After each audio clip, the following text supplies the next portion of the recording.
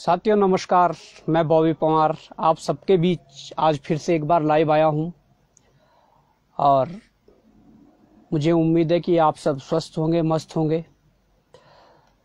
जैसा कि आप लोग जानते हैं और जो कि अभी आजकल उत्तराखंड में चल रहा है कि भ्रष्टाचार, चाहे यूकेएसएससी का हो, यूकेपीएससी का हो, विधानसभा का हो, सचिवालय का हो या तमाम अन्य विभागों का भ्रष्टाचार हो, भ्रष्टाचार के विरुद्ध ये बिगुल उत्तराखंड बेरोजगार संघ फूंक चुका है।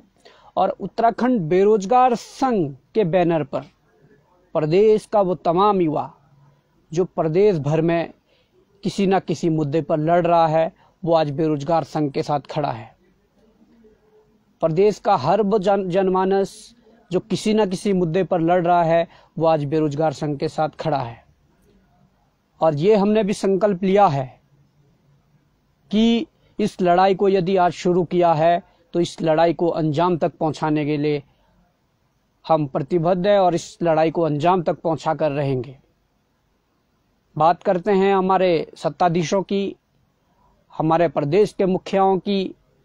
वो मुखिया चाहे प्रदेश के शासन में हो, वो मुखिया चाहे प्रदेश के प्रशासन में हो, या वो मुखिया चाहे प्रदेश के सुरक्षा व्यवस्था में हो। इन मुखियाओं की यदि मैं बात करूं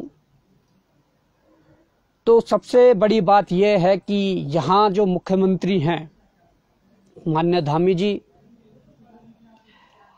शायद इन पर भी अब कोई ना कोई ऐसी चीज आने लगी है, या ये कहूं कि जो इससे पूर्व मुख्यमंत्री त्रिवेंद्र रावत जी थे, उनका एक लास्ट में दौर चला था, एक प्रचलन था उनका कि वो किसी फैसले को लेते थे और उसके बाद वो फैसला दूसरे दिन बदल देते थे। आज फिर से वो स्थिति आई है और ये स्थिति दूसरे मुख्यमंत्री जी के साथ आई है। क्या मुख्यमंत्री जो कह रहे हैं कि जो मेहनत से पास हुआ है उनको नौकरी देंगे, उनको ज्वाइनिंग देंगे, ठीक है, आप दीजिए, स्वागत है, आप दीजिए, एक बार उनको नौकरी दे दीजिए। पर मेहनती है कौन और मेहनत से पास हुआ कौन? आप छांट सकते हो जिसने 10 क्वेश्चन लिए हो, जिसने किसी से 15 क्वेश्चन लिए हो, अपने मेरिट को ज्यादा बढ़ाने के लिए आप उन लोगों को यदि छांट सकते हो तो दीजिए, आप उन्हें ज्वाइनिंग दीजिए।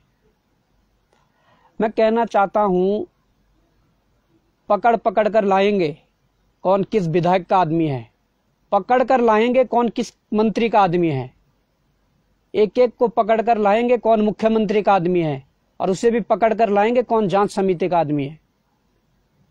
ये हम छाती ठोक के कह रहे हैं, सबूतों के साथ लाएंगे। और आप सेग्रीगेशन की बात कर रहे हो, सेग्रीगेशन इसलिए भी नहीं हो सकता, आप तो करना चाह रहे हैं, आप इसलिए करना चाह रहे हैं कि खनन प्रेमियों के साथ कई लोगों की फोटो वायरल हो रही है। उच्च शासन में बैठे हमारे मंत्रीगण हो, मुख्यमंत्री हो, विधायक हो या अधिकारी हो, खनन प्रेमियों के साथ भी फोटो वायरल हो रही है। इसका हम क्या मतलब समझें? किन खनन माफियाओं को बचाने की बात कर रहे हैं? जिन खनन माफियाओं ने अपने खनन कारोबार के साथ इन परीक्षा में जो ये धांधली करवाई है, इसे कारोबार बना लिया। ऐसे खनन माफियाओं का भी सुपड़ा साफ होगा और उत्तराखंड की देवभूमि में देवतुल्य जनता के साथ गद्दारी करने वाले गद्दारों का भी सुपड़ा साफ होगा। वो गद्दार चाहे किसी अधिकारी कर्मचारी की पोस्ट पर बैठा हो, वो गद्दार चाहे उत्तराखंड की विधानसभा में बैठा हो, वो गद्दार चाहे उत्तराखंड के कैबिनेट में बैठा हो या उत्तराखंड के कितने भी बड़े पद पर बैठा हो, उन गद्दारों का सफाया होना जरूरी है। और उन गद्दारों का सफाया करेंगे, ये बात आप भूल दीजिए जो आप प्रत्येक दिन अपने स्टेटमेंट बदल रहे हो।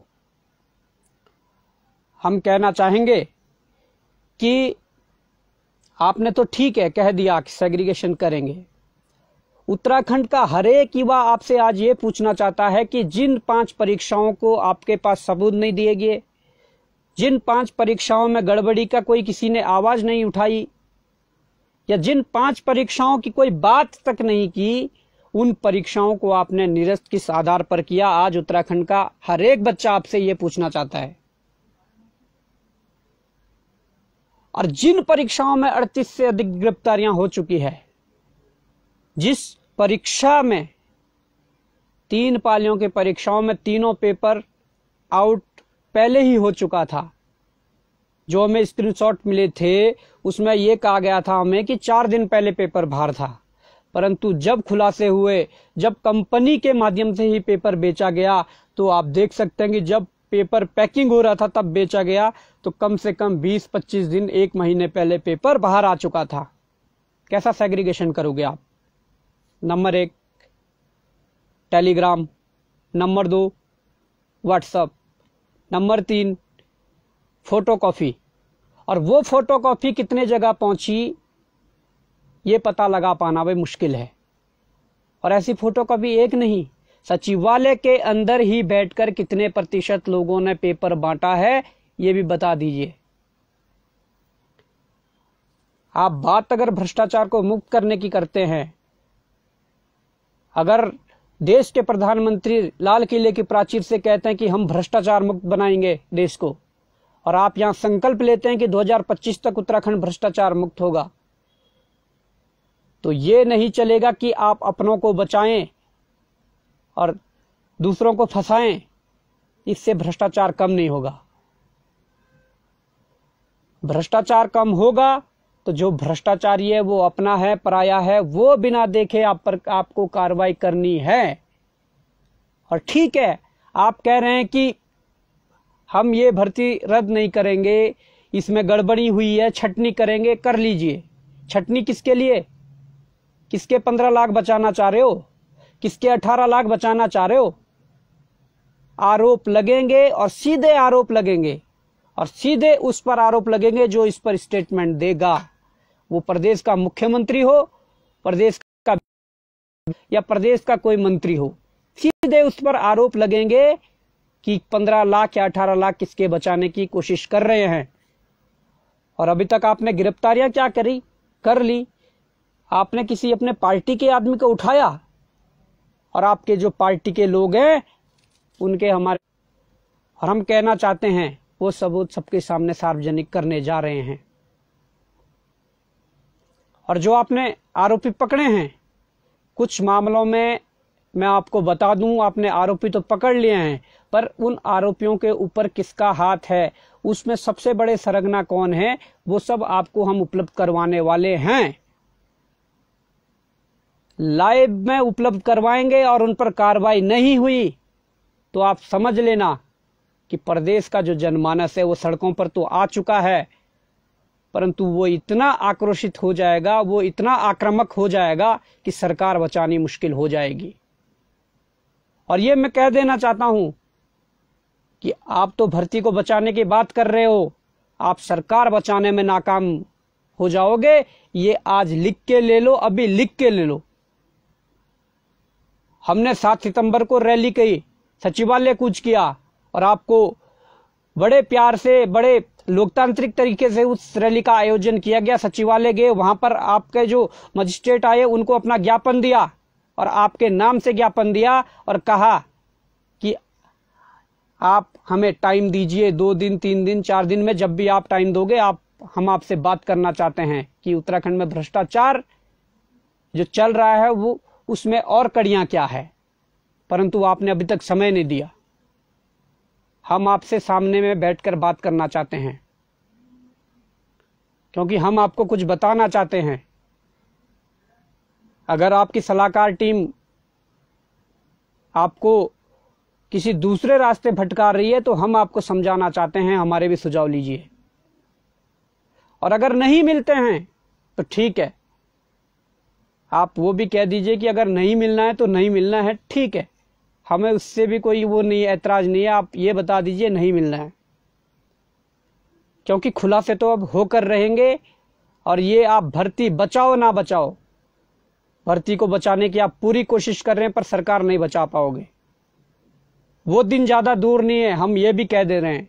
देहरादून के चारों रास्ते बंद हो जाएंगे। देहरादून राजधानी अस्थायी राजधानी आने के लिए लोगों के पास रास्ते नहीं बचेंगे। ये आज हम इस लाइव के माध्यम से ये घोषणा कर दे रहे हैं कि इस देहरादून आने के लिए रास्ते नहीं बचेंगे।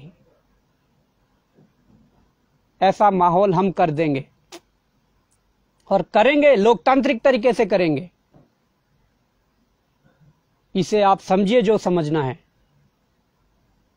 हमारे हाथ में हमारा संविधान, हमारे हाथ में हमारा कानून जो हमें इजाजत देगा उसके तहत ये करेंगे। और आगे माननीय प्रधानमंत्री जी का जन्मदिन भी आने वाला है, उस दिन क्या करते हैं वो भी हम करेंगे। उस दिन पूरा देश देखेगा कि माननीय प्रधानमंत्री जी के जन्मदिन पर ये क्या हो गया। ये आपके लिए चेतावनी समझिए या एक सुझाव समझिए कि क्यों इन बच्चों को उलझा कर रखा है, क्यों बेरोजगारों को गुमराह करके रखा है।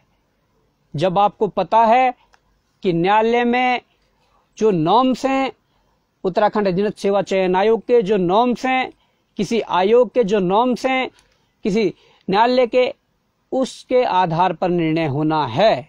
और वो निर्णय क्या होना है ये सभी जानते हैं।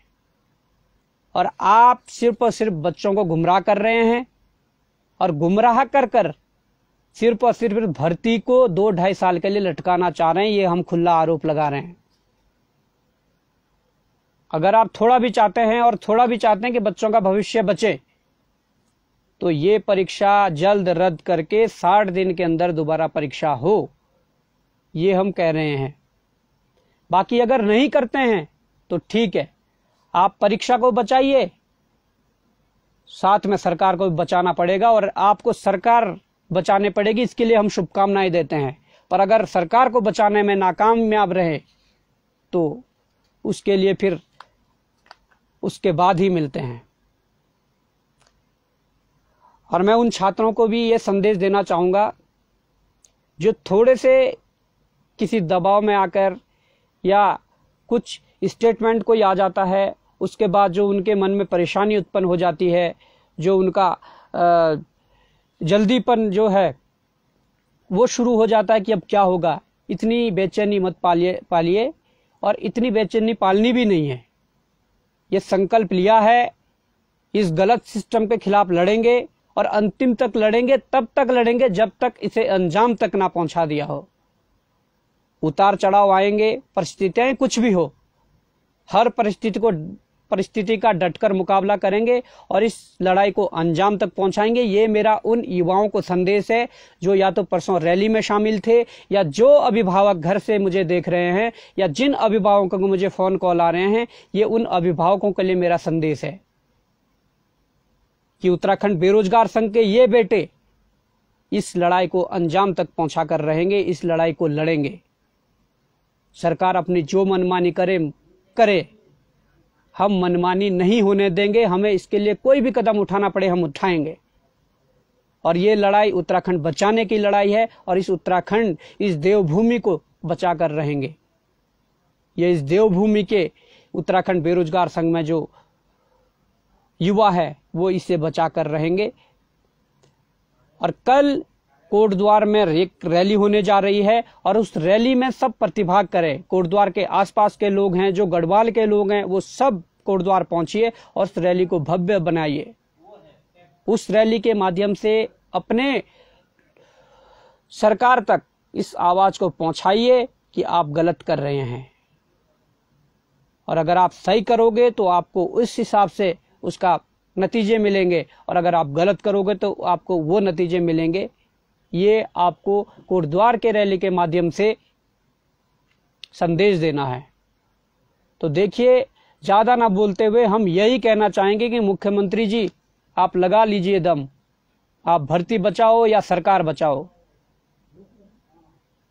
लड़ेंगे हम इस गलत सिस्टम के खिलाफ, जिस सिस्टम की आंखें फूट चुकी है, जिस सिस्टम को ये नजर नहीं आ रहा कि सही क्या है गलत क्या है।